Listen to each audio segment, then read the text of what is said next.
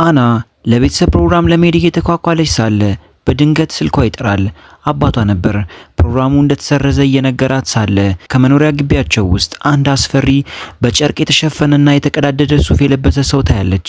ስልኩን ሳዘጋው በድንጋጤ ለአባቷ እያየችው ያለውን ነገር ትነግረዋለች። አባቷም ዓይንሽን ከምታዩ ሰው እንዳነቅሊ ለሰከንድ እንኳን ዞር እንዳቲ ወንድምሽ እንኳን ወደ አንቺ ክፍል ከመጣ የውጭውን በር እንዲዘጋ ንገሪው፣ እኔ አሁኑኑ እመጣለሁ አላት። አናም አባቷን የሚያውቀው ነገር ካለ እንዲነግራት ስትጠይቀው ያልኩሽን አሁኑኑ አርጊ መጣው ብሎ ስልኩን ዘጋው። አናም እየፈራች በመግቢያው ውስጥ የቆመውን አስፈሪ ሰው የግዷን እየተመለከተችው ለሰከንድ እንኳን ፊቷን ብታዞር የሚመጣባትን አደጋ በማሰብ እየፈራችም ቢሆን አስፈሪውን ሰው በማየት ላይ ሳለች በድንገት ወንድሟ በሩን እያንኳኳ ቻርጀር እንድትሰጠው ይጠይቃታል።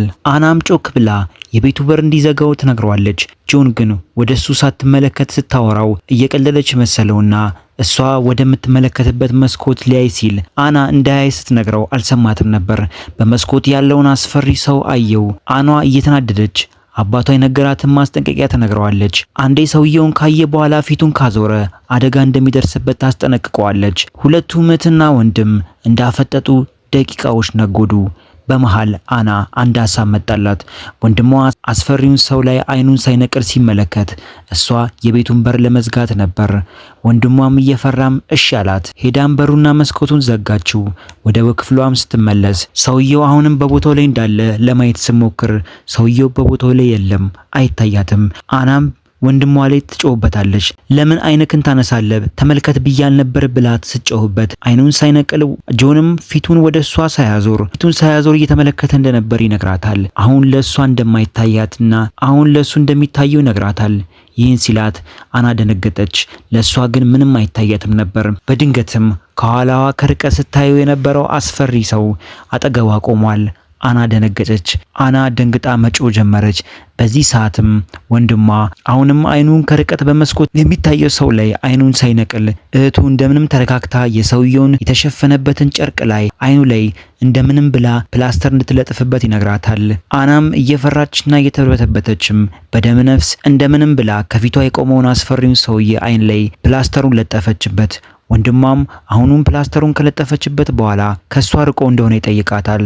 አናም ፕላስተሩን አይኑ ላይ ከለጠፈችበት በኋላ ምንም ለውጥ እንደሌለውና አሁንም ከፊቷ እንደቆመ ተነግረዋለች።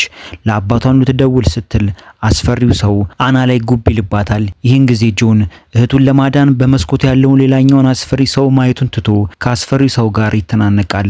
በዚህ መሃል አባታቸው ይመጣና ወዲያውኑ የፊት መስታወት አመጥቶ ለአስፈሪ ሰው ያሳየዋል። ይህም ጊዜ አስፈሪ ሰው ወደ መስታወቱ ተስቦ ይገባና ይጠፋል። አባትየውም መስታወቱን ወዲያውኑ ይሰብረዋል። አናም የደረሰላትና አባቷ ምንድነው ነገሩ አስረዳኝ ስትለው ሁሉንም ነገር ነገ እነግርሻለሁ ይላታል።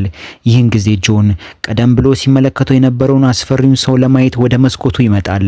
አስፈሪው ሰው በቦታው የለም። ለአባቱም ሲነግረው አባትየውም ደነገጠ። ይህ አስፈሪ ሰው ሌሎች ሰዎች ባዩት ልክ እንደሚባዛና አይተውት አይናቸውን ባነሱ ቁጥር በፍጥነት ወዳሉበት ስፍራ እንደሚመጣ ይነግራቸዋል። ይህን እያስረዳቸው ሳለ በሩ ተንኳኳ።